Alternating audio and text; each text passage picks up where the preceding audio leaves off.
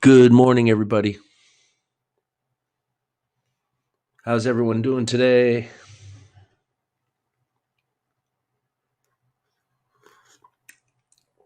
Let me know when y'all can hear me.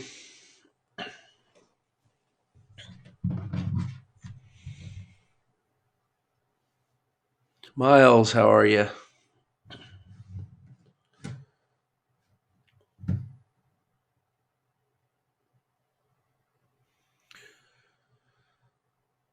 All right. Well, I'm assuming you hear me.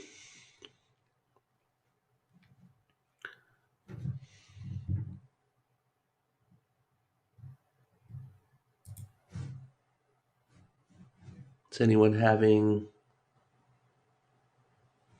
any issues getting in? Miles, it was easy to get in, wasn't it? Heads up, long on the YM. Heads up, 34,611, making new highs.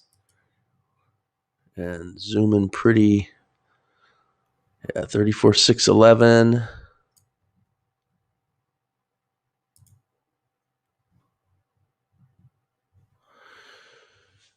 Stop is at 69, 34,569.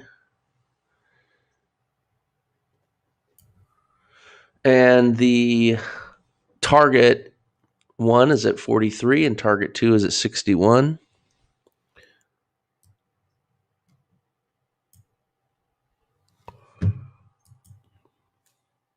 Quick look.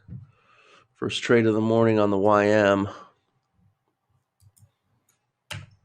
See if we get any upside action here in the markets. YM's pretty flat. It's only up about 20 points so far this morning. All right, Al, hopefully you're in.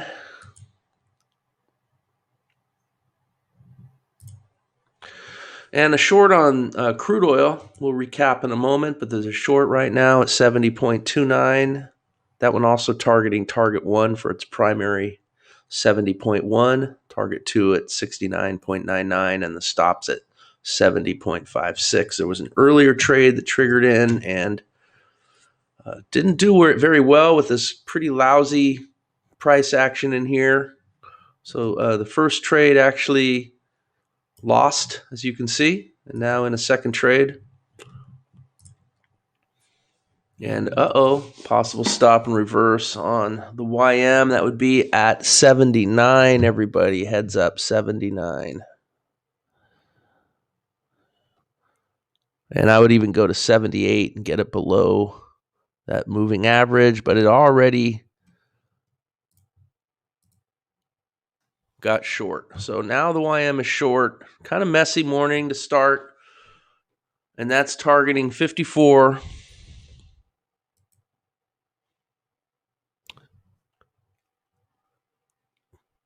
And the stop is at 22. Kind of have to be nimble here.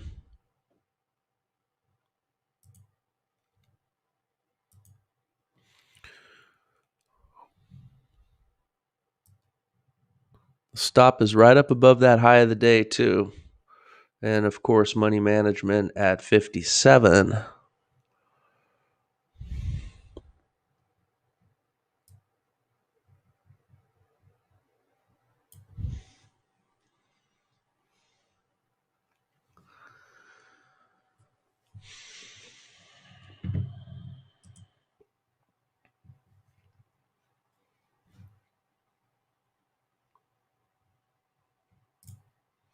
Unleaded gas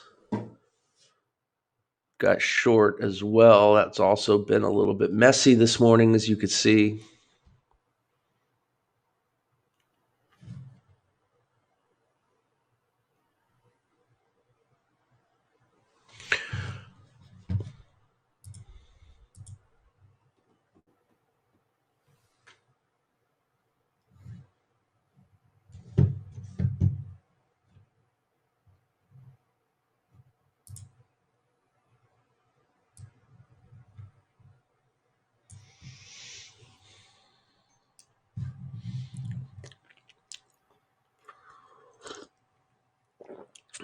Choppy start to the morning, guys. Let's see if the YM can bust through, failing to get higher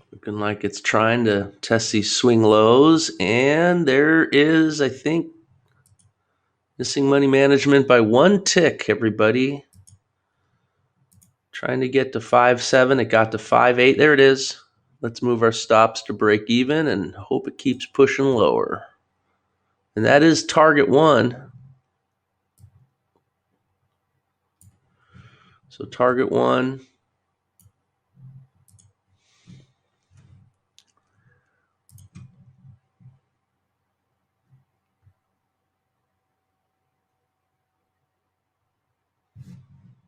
Can it get away from those moving averages, or is it going to get yanked back up?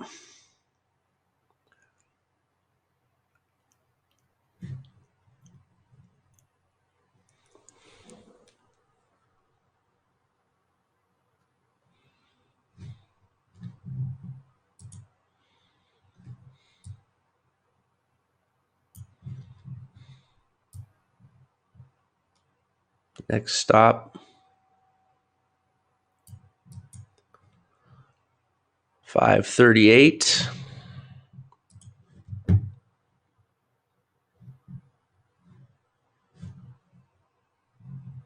Oops.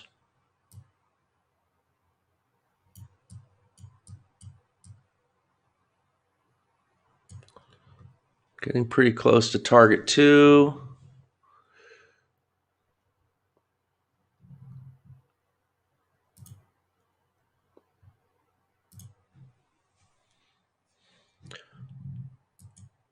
The stop moved down a little, but I'd keep it above the 50 moving average just to try to stay in the trade.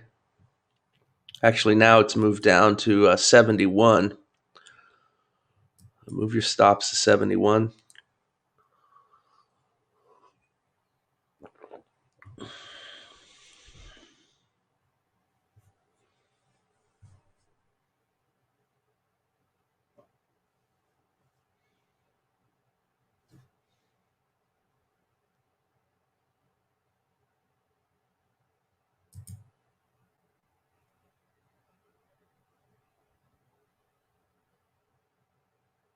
Hey, Sam, good morning to you, or good evening, I should say.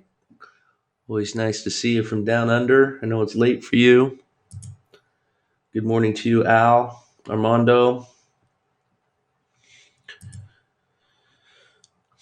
Crude oil also dealing with its own 50 moving average orbiting around it. Hopefully it was unable to get higher and made a lower high, so hopefully it'll push down.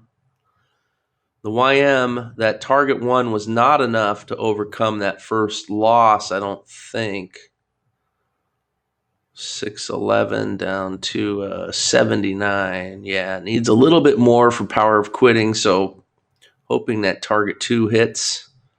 We may need another trade in the YM, although you could see it just is having a hard time getting away from this zone. It looking like it's starting to roll over, but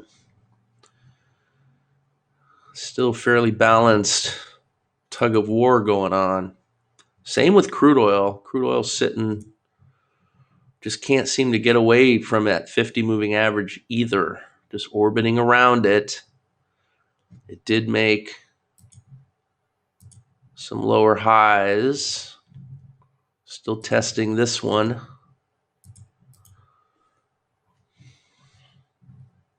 But that 50 moving average, it's like glue, sticky glue. The long and unleaded was canceled.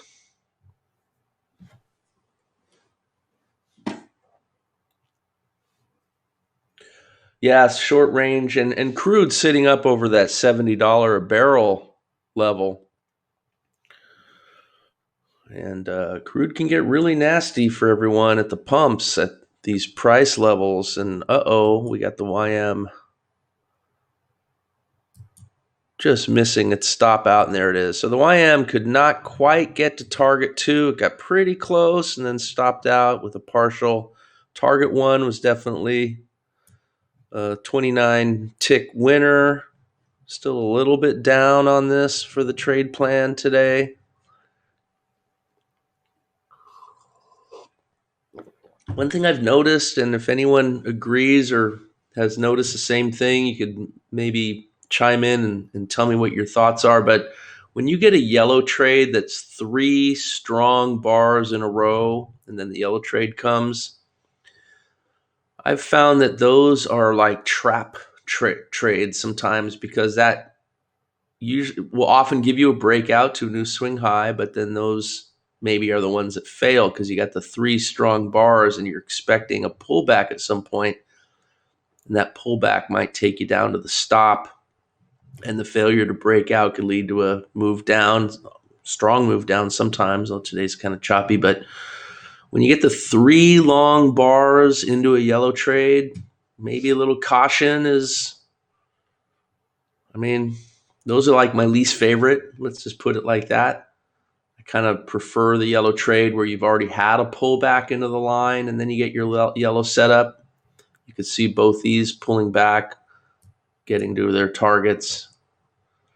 This one with the strong 3 in a row and then a pullback, and that just kind of led to yuck. Well, the second trade wasn't bad, of course, but something to be aware of. It's always good when you're learning a strategy, or if you already know a strategy and you just want to improve on it, to learn what the setups are good at and what they're not good at, because nothing's perfect.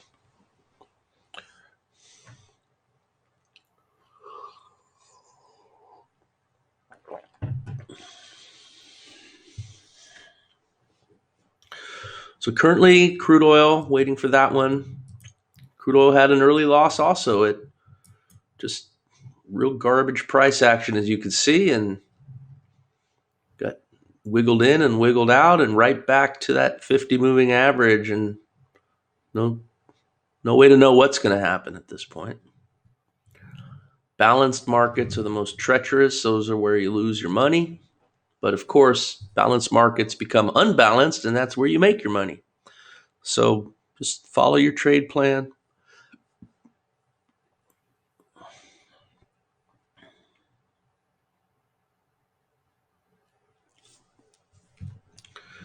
Just wondering with the NQ,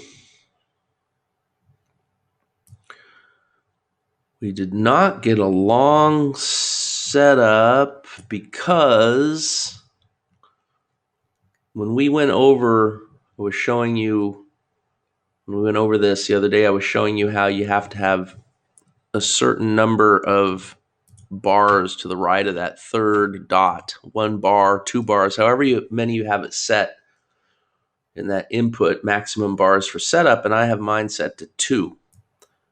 So the fast moving average still had not gone above the slow moving average. If we were to change that to a bigger number and allow more bars to the right, you would have had a setup here. But then you're getting farther and farther away from your exhaustion dots. And remember, Spotlight wants that first bar to close up above the balance line. This is already going to be like the third. And so by making fewer maximum bars for setup in that input, you're filtering out what would be a pretty extended, I mean, that'd be a pretty big trade, so it's hard to say. It ended up working, I think, but yeah, you would have got up to there. It just becomes more and more risky and less of a quality trade over time. They don't win as often. Could get a short, but again, a lot of extension here in that fast moving average is above the slow, so you won't really get a short, I don't think. Maybe you'll get a long trade here. And look at crude. Crude is testing the swing highs here.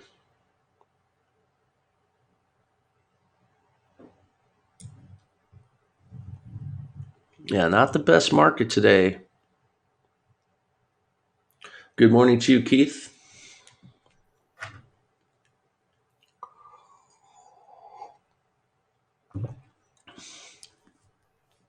I recorded a video yesterday, a trade hacking video on trade planning, and pretty interesting. You guys might be interested in it. I posted it on the Discord Trade Hacking Club channel. Some of my discoveries recently with the new Catapult Energy futures.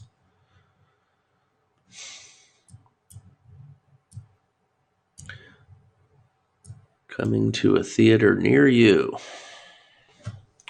YM got long again, if anyone's still trying to trade the YM, but you could see it's also messy. Failure to go down, but we're still living below these moving averages, and the 50's kind of peeled away from the 200 and also making lower highs. And this is a very bearish bar right here, as is these. Closing below our resistance level here, these moving averages. So even though it's long, not having a lot of confidence in that setup, barely got oversold with that little itty bitty spike on this move down. You can barely see it right there. It's producing the long trade.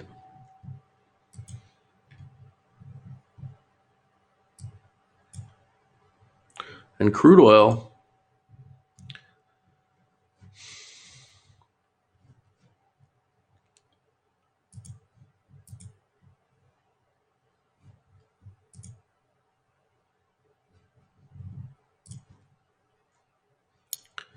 okay, we were talking about a possible long on the NQ here, but instead there was another set of exhaustion dots and a short that occurred one bar over and gave us that short trade, or gave a short trade, working out really great.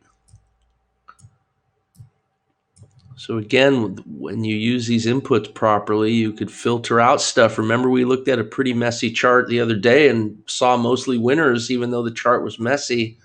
And pretty good testimony to this unique setup that we've just kind of started watching and learning about. I haven't really had anyone asking me about it, so I haven't spent too much time with it, but I like to point it out because I think this is a really good setup that can work on all kinds of charts.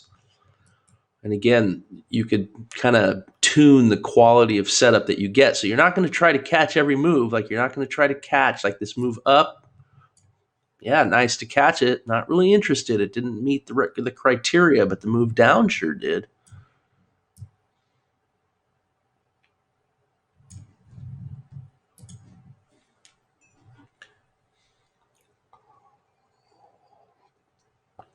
YM trying to survive here. Just, again, I can't emphasize enough what a balanced market looks and feels like. You'd think, oh, the word balance, that's a nice word that you'd think is positive. And yeah, maybe when you're talking about life in general, balance is good, but in trading, it sucks. A balanced market is where you lose your money. That's what whipsaw, that's what causes the pulling to the left and pulling to the right, pulling up, pulling down. The crocodile pit, getting dragged into it.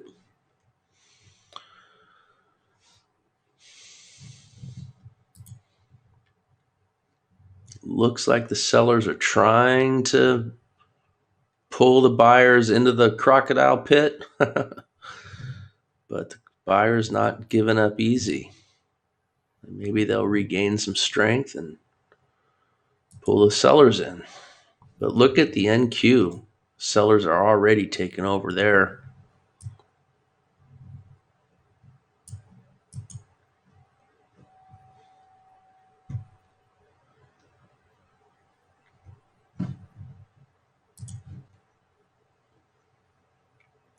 And nothing on the pound Aussie, but a possible long trade, as you can see, is setting up. And you should be able to notice this. You got your green line above the zero. You got your blue bars, all this indicating, well, there was a strong trend down. That's what pushed the green line up. But it's oversold. And so a close above may give us a long trade. Now, the question is that going to be a reaction that can continue lower? And so you got to be careful with that first reversal after a strong move. because the odds are the sellers need to catch their breath and will try to put on another move. And so maybe you wait for it to come down and test the lows and see. And then if it comes back up, grab the trade. It's kind of how I like to do a trade like this, especially when you got the EMAs fanning apart with so much velocity. You can see the spread between them indicating the strength of the move. So you got to be careful. You don't want to get trapped into a reaction where it finds its way up to the blue line, maybe little spikes above it, and then resumes down to test these lows and maybe make new lows. Tough. That's what that is.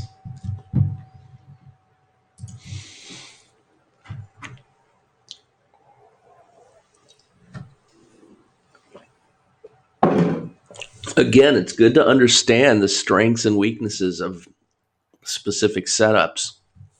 It's just how you get better at your strategy.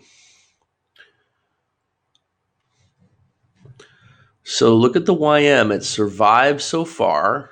It's just up, down, up, down, up, down, still finding resistance at the 50 moving average, which has moved down below the 200. It looks like it's starting to curl back up, though.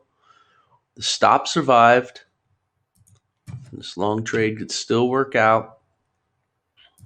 Let's just mark our levels just in case this goes on a while. Right back in the middle of the fray here. And crude oil just can't seem to pull away one way or another either. Let's see if it continues up. It tried to get lower, made higher lows. Seems like it may try to test this level now. Not the friendliest day.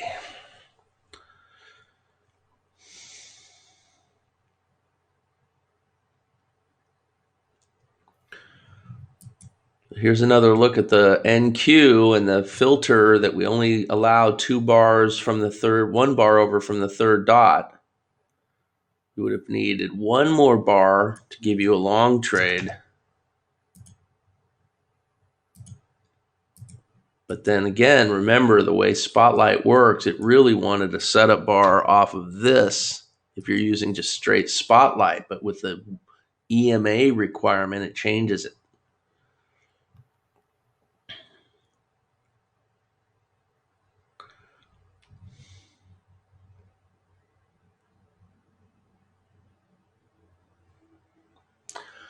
Good time to ask any questions. If anybody has any questions about anything, Counterpunch, Catapult, Spotlight, whatever, feel free to ask.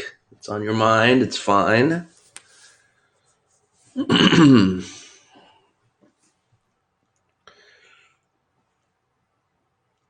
the crude oil report coming up in about 32 minutes, maybe 32 and a half minutes. In about 16 or 17 minutes, I'm going to shut this down. And then a few minutes after that, I'll restart a new session for crude oil, for the crude oil report, like I usually do. Keep the two separate.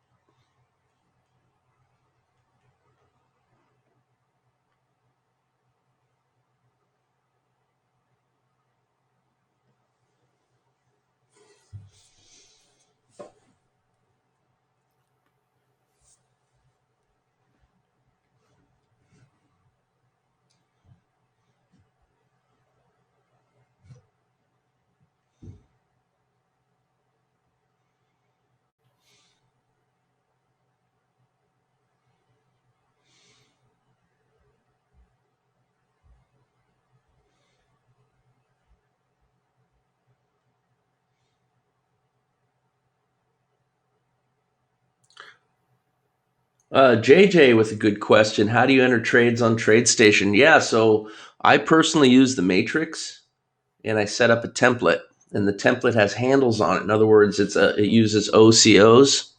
So, you have to determine your position size and what you're going to trade, how many positions. 1 or 2 or 3 or whatever. And then you could put handles, different target levels, and your stop, and you can set that up. And then every time you place the trade, I use 3 matrices. In fact, I've got a video on this channel that you should watch that will show you how I do it. And I toggle between the 3 matrices. I layer them. So one of them has a stop limit order because I don't like paying slippage. Good morning, John. And then another one has a market order because when you get caught up in a stop and reversal, you don't want to use a stop limit order because you may not get filled. Quite often you're stopped out and then not filled on the reversing trade. So in that case, I pay the slippage. I use a market order. And then I have a single position matrix that I could toggle to. So if I accidentally click on a handle and lose it and delete it, or it disappears, or I have to manage a trade, I'll toggle over to the single market order matrix. And I got 3 of them layered. And then on one side, I've got a radar screen that has all the symbols, and I have them all connected as well. By the way, the YM, I'll come back to you in a moment, JJ. The YM has almost hit its money management, and that money management is at 03, and it just stabbed up to 01, and that's a big key level. So, I mean, it could come all the way down. Let's see if it could pop through and at least get us to a risk-free position. If it can get to target 1 at 06, I think we'll have power of quitting in the bag. I could see Kevin putting the trade out for trade a day here on the green trade.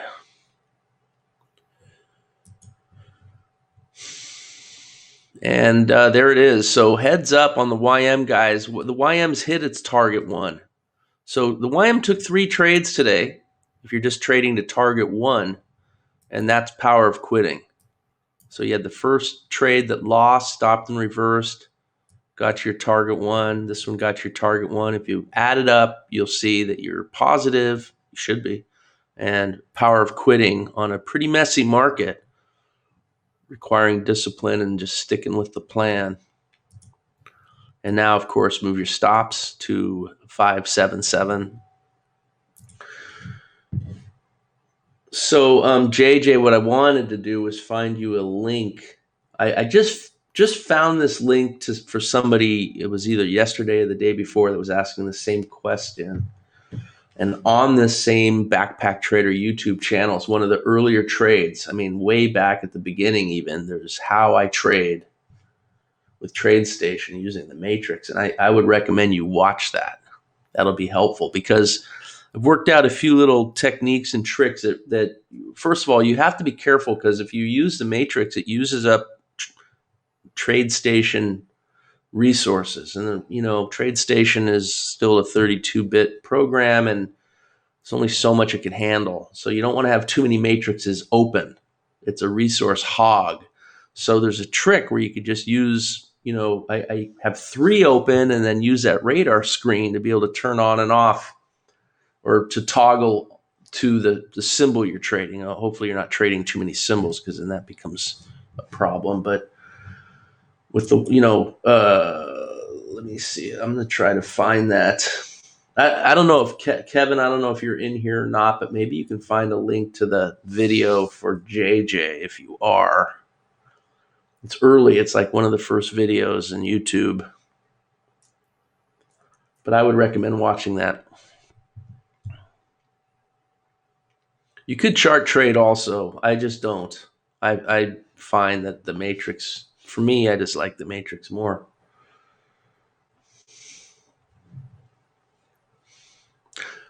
With TradeStation 10, you could chart trade and use stop limit orders. But I use 9.5 on TradeStation.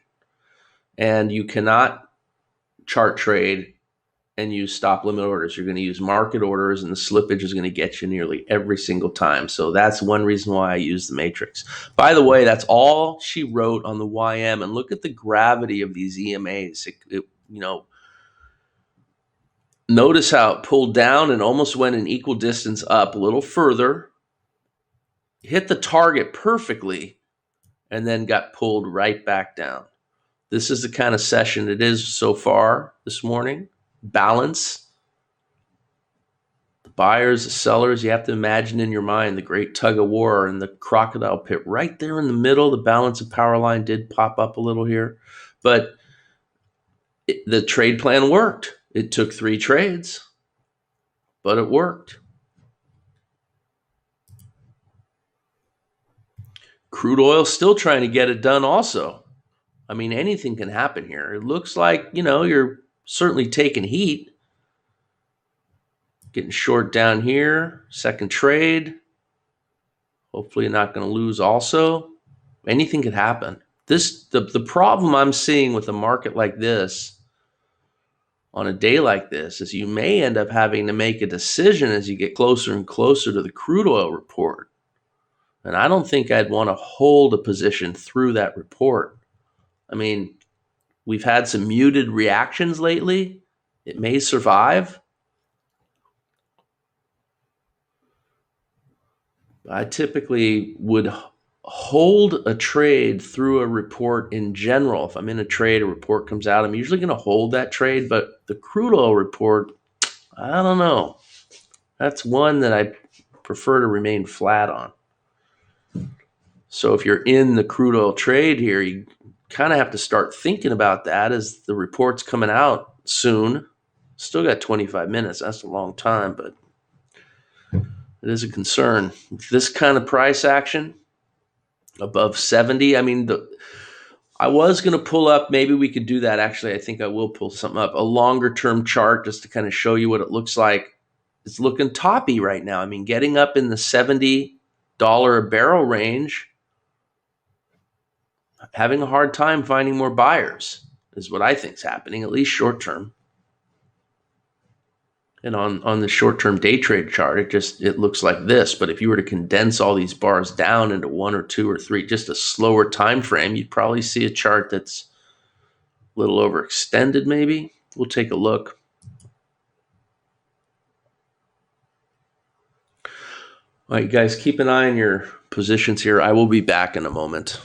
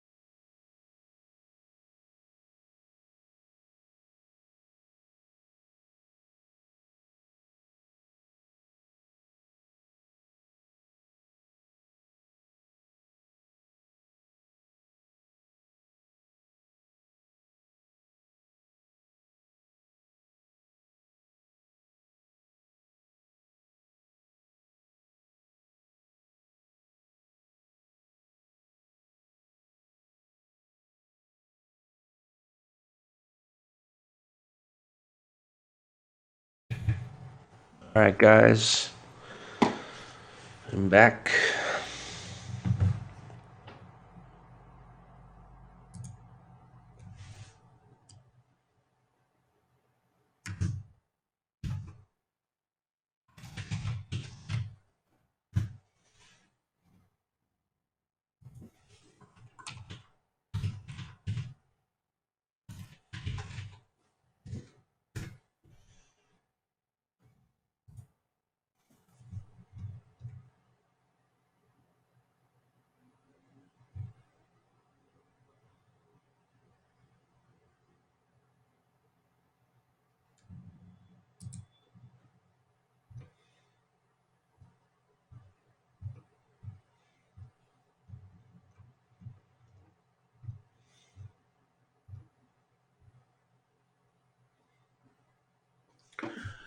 JJ, yeah, I think that is the one.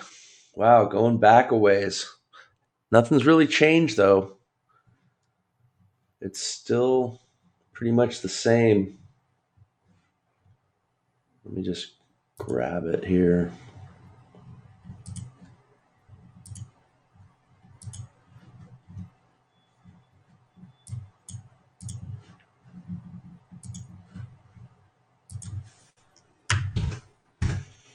That's the link. I still do it the same way.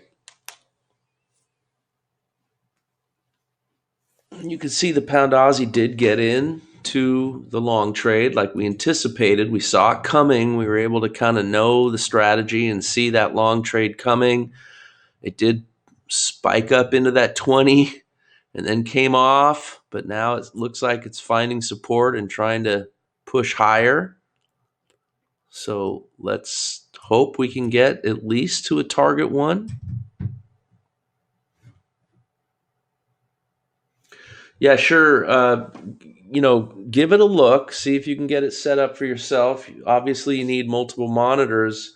One of the things I like to use is a portrait-oriented monitor, a monitor that you turn on its side so that it's long up and down, because then you could stretch your matrix and get a nice long ladder. Because what you don't want to do is be scrolling up and down to find your handles. With a nice long portrait-oriented monitor, you can get a nice long ladder for trading. Makes it much easier. So I recommend that.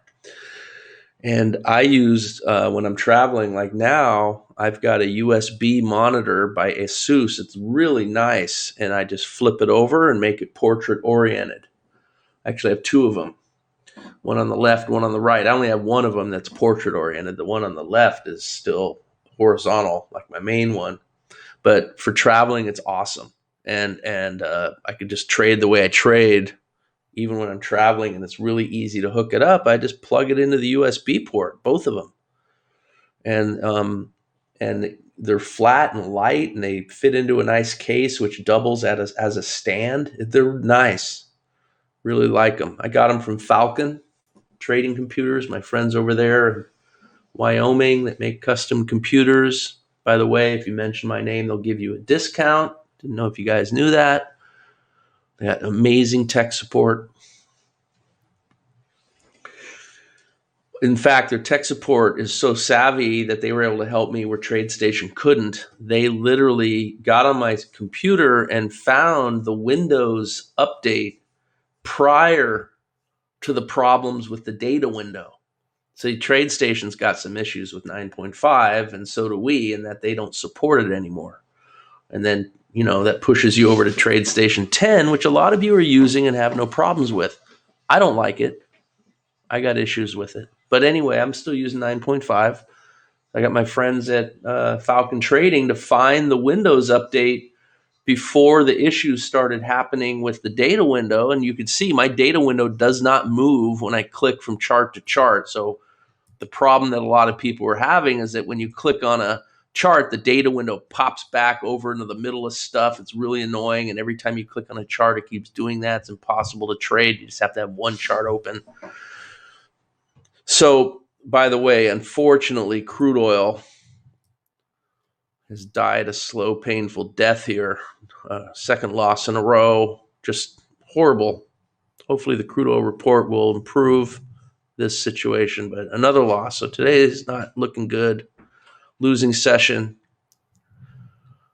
for the 9 a.m. mini session. Did not win today. So anyway, the USB monitors are awesome.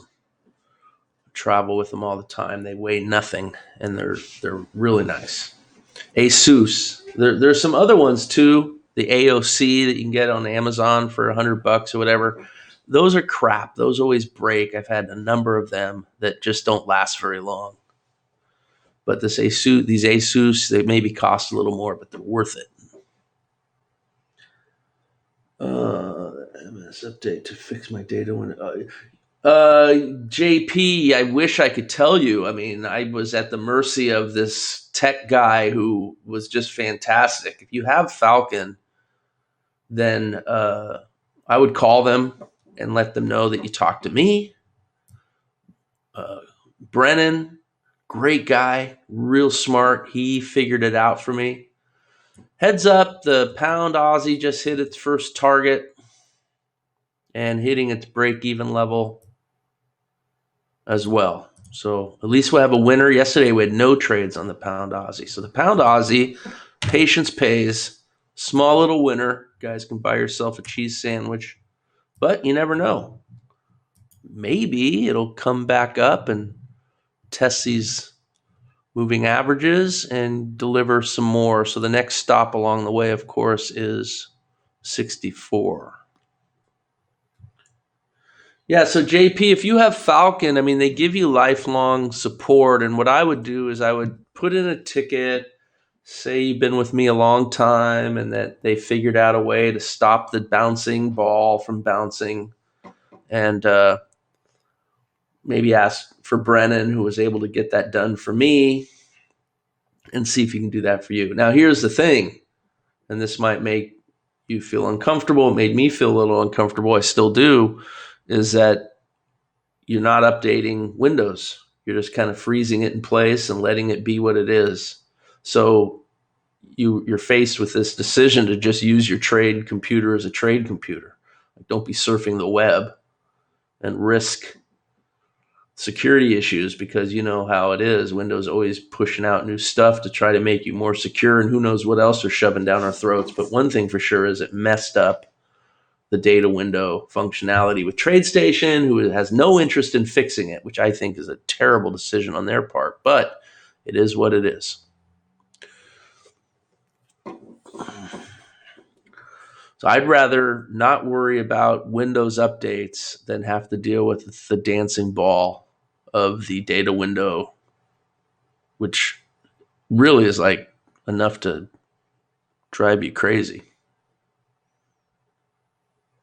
Yeah, so I mean, if that's still bothering you and that's a problem, I mean, I don't know how to look and see or go back, and who knows what other problems it's going to cause or anything. So Brennan's a pretty brilliant guy. I mean, he's really good. I'm sure everyone over there is. That's one thing Falcon's great at, is their tech support. So, helpful hint. I guess that falls under the trade hacking category. A hack. Trader hack.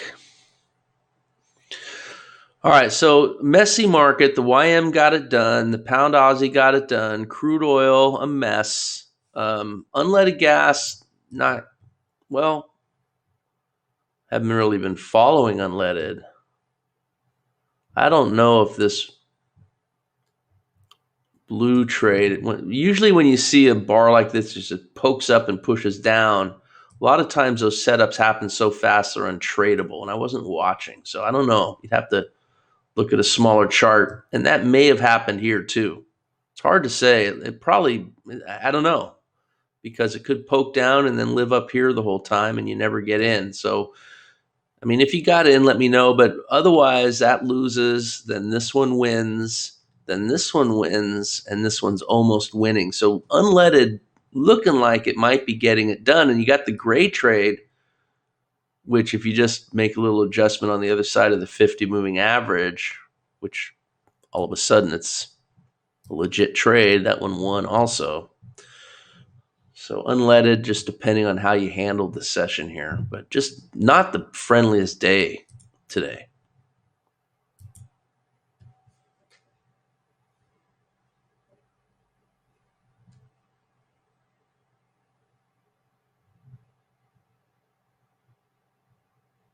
You can see Kevin sending out the trade a day alert. So, all right, we are like 11 minutes in front of the crude oil report. It's time for me to end this session. So I'm going to start the new one in a few minutes. You guys can jump right back in. If you have any questions, just bring them over to the next session. I'll answer them for you. Hope you enjoyed this one, and I'll see you in a few minutes.